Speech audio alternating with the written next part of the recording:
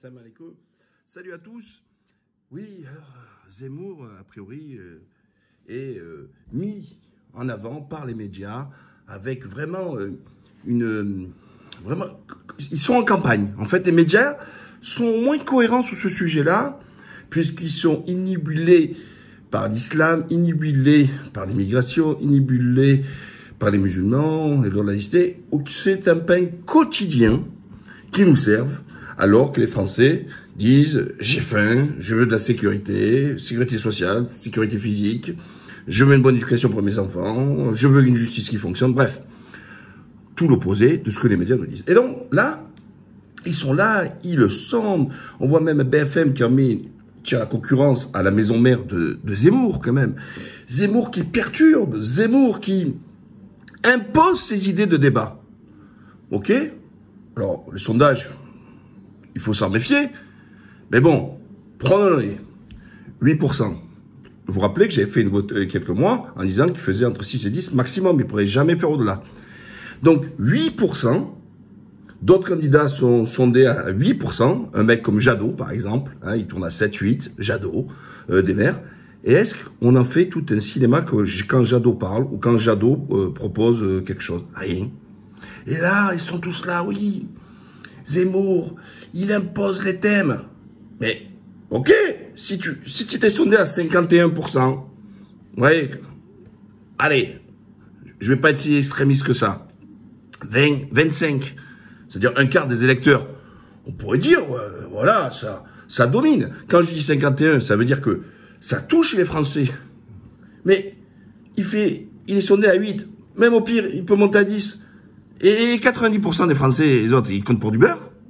Mais ils comptent vraiment, à vos yeux, ça compte pas. Donc, ils sont là en train de nous dire que quelqu'un qui a fait sa fixation sur la division des Français à partir de leur religion, celui qui arrive, vous vous rendez compte, même à RMC, les grandes gueules, tous, ouais, il a dit, il faut interdire le bon Mohamed. Bon, déjà, juridiquement, juridiquement, c'est impossible, puisque la Constitution, elle prévoit déjà, la liberté, donc ça, c'est la Constitution, et 2, la laïcité, et chacun est libre d'appeler son prénom.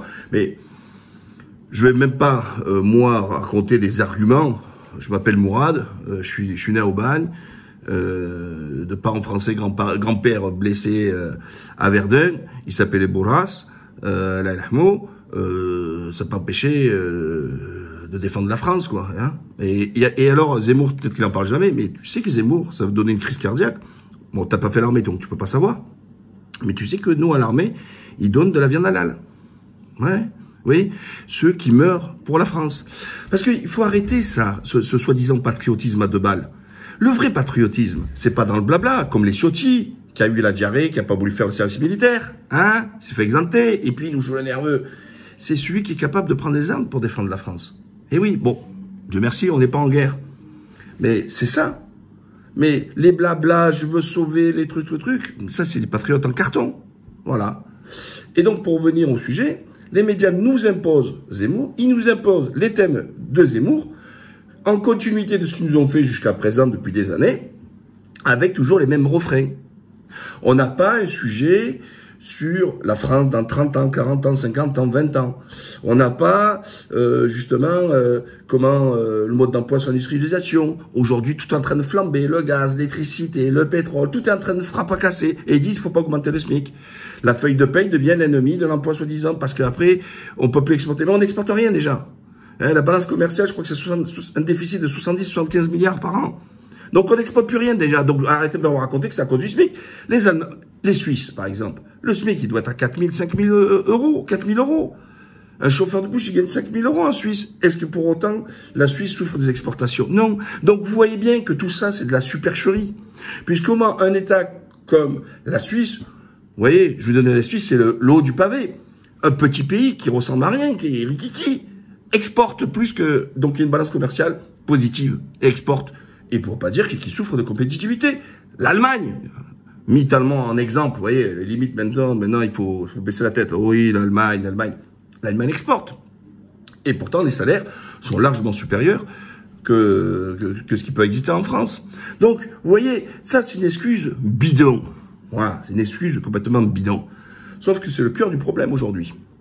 Le cœur du problème, c'est, encore une fois, l'énergie qui fait ça, l'immobilier pour se loger qui fait ça, et les salaires qui font ça.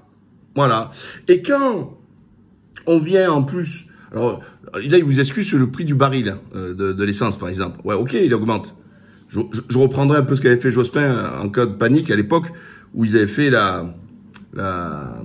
l'IPP, comment ça s'appelait? La TIPP. La TIPP flottante. C'est-à-dire, le pétrole augmente, on baisse les taxes. Le pétrole, il baisse, ben, on remonte les taxes. Et là, il y a plus rien. Il y a plus rien. Il y a pas de flottant, il y a rien qui flotte. Et les prix n'arrêtent pas de s'emballer. Sauf que tout ça, ça punit qui encore? Ben, ça punit encore les ouvriers et les classes moyennes. C'est qui habite loin du cœur du travail? C'est les ouvriers. C'est qui a un travail décalé? Les ouvriers. Et quand vous prenez par exemple la région Île-de-France, ceux qui travaillent avant les débuts des transports ou à la fin des transports en commun, c'est les ouvriers, c'est pas les cadres. Hein? Donc, on voit que c'est toujours la même chose. Alors, là, je parle de Zemmour, mais quand Hidalgo, qui vient nous le raconter, nous dire qu'elle veut représenter le peuple, les trucs, ici et ça là, mais Hidalgo, t'as chassé les banlieusards, t'en veux pas? Tu les as chassés parce qu'ils peuvent même pas venir en voiture pour travailler, tu les massacres, t'en veux pas des gens des banlieues, et pourtant c'est ceux qui sont les plus modestes. Qu'est-ce que tu as tué l'économie? Il y avait des commerces, c'était la richesse de Paris, des petits commerces. Tu leur as mis des couloirs de bus, tu leur as fait la misère au magasin. Les magasins ont fermé, etc. Mais ce que tu as défait de Paris, tu veux faire de la France. Mais au secours. Mais pour revenir à Zemmour, lui, il y a strictement rien. Il a un logiciel, il répète, vous voyez, c'est comme un truc, vous voyez, qui bug. Ouais, islam, immigration, islam, parce qu'en plus, il associe toujours les deux, hein. Pour lui, un bon Français, il dit, ouais, il ne doit pas s'appeler Mohamed, tout ça, etc. Par contre, les gars, pas un mot sur le CRIF. Hein. Il n'y a pas plus communautariste que le CRIF. Pas un mot sur les écoles juives. Pas un mot sur les milliards escroqués, parce qu'il me parle toujours, ouais, les musulmans, ici, les prisons et tout. Mais pourquoi il ne parle pas des milliards de ses amis, ses co-régionnaires, sur la taxe au col blanc, hein, attention, hein, sur les escroqueries au carbone? Ça a coûté 2-3 milliards. On parle en milliards. Vous voyez un peu les chiffres quand même? En milliards. Là, pas un mot. Tous ceux que Israël refuse d'extrader parce que ils sont israéliens, elle refuse de nous les extrader, etc. Donc là, elle n'en parle pas. Pas touche. Pas touche. Pas touche. Pas touche. Par contre, Zemmour, il vient là nous imposer en donnant celui qui doit être le bon français et le mauvais français. Déjà, le bon français, c'est celui qui fait son service militaire, qui défend la France. Zemmour, est-ce que toi, t'es non, voilà. Qu'est-ce que tu produis pour la France? Même pour Benzema, t'as ouvert ta bouche, alors que Benzema, il a figuré encore des meilleurs joueurs qui étaient contre son arrivée en équipe de France. C'est-à-dire même Benzema, c'est-à-dire même là, tu t'ériges en spécialiste du football. Et CNews, ils nous font rire. Hier, la Kelly qui vient nous sortir, oui, moi je me bats, je suis pour la défense de la liberté d'expression et d'opinion, et Zemmour, lui, il n'a pas eu. Mais espèce de vendu, espèce d'alibi, franchement que tu es. Mais Zemmour, il avait aucun contradicteur. Il suffit qu'il y en avait un sur le plateau qui lui disait non, le truc. Non, laissez parler Zemmour, Eric. Laissez parler Eric. On le mettait là en professeur pendant 1 heure, à dire toujours les mêmes choses, etc. Aucun contradicteur. Les autres, là, comme des bénévoles, même l'autre, là, il y en a un, là, qui doit être libéral, ils n'osent même pas, ils sont là. Eric. Et après, vous dites pourquoi il a venu. Le problème, encore une fois, moi, je suis pas contre enlever le micro à Zemmour, donnez-lui le micro, mais mettez-lui quelqu'un en face. Arrêtez de mettre des bénévoles. Et là, ils ont remplacé Zemmour par qui? Par l'autre, là, comment elle s'appelle, là, journaliste, là. Ah, putain, comment ça s'appelle, cette crasseuse, là. Je me rappelle plus son nom là, du Figaro, et puis d'Argival, le truc, celle de Valeurs Actuelles. Donc, en fait, ils ont recomplété le plateau par les mêmes pensées. Il n'y a pas un jour, ils nous parlent pas de sécurité et immigration. Pas un jour. Toujours, c'est que ça. Ils répètent. Donc, CNews, pour moi, il faut, vous savez, ils ont mis à Sputnik. Ce média est tenu par un État. Eh ben, moi, je demande, au CSA, que c'est écrit, CNews, la chaîne de Bolloré, est une télévision d'opinion d'extrême droite. Mais voilà, les Dacier, les ici, les Ménard. Putain, mais il faut voir, il n'y a rien. C'est à sens unique, une simple pensée. Et c'est eux. Alors, bien sûr, ils parlent que d'immigration, d'islam tous les jours. Et après, ils vont dire, putain, mais c'est quoi ça? On peut plus rien dire. C'est pas possible, ça. Je vois d'acier, là. Bon, on peut plus rien dire. Ouais, mais qu'est-ce que tu veux rajouter de plus? Ah, par contre, si vos mêmes arguments, vos mêmes mots et les mêmes nombres de minutes que vous utilisez pour parler des musulmans, vous le dites pour nos compatriotes juifs, mais là, vous allez dire que ça dure pas 10 minutes, hein. Il y a Darmanin qui nous tweet, je demande la dissolution de TNews, les cliffs qui montent au truc, le président Macron qui se met à quatre pattes, etc.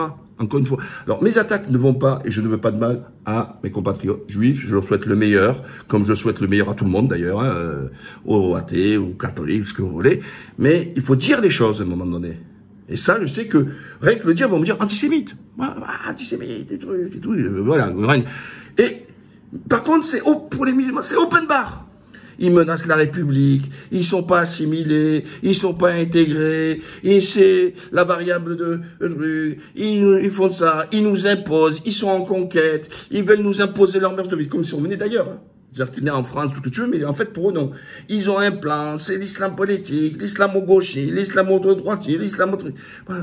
Mais tout ça, vous voyez, tout ça réuni, c'est ce que dit Dieudonné envers la communauté juive, et regardez ce que Dieudonné a pris dans la gueule.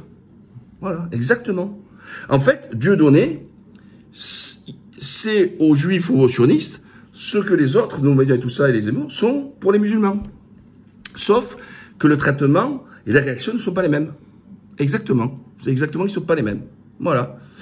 Allez, abonnez-vous, partagez, likez. Bye bye.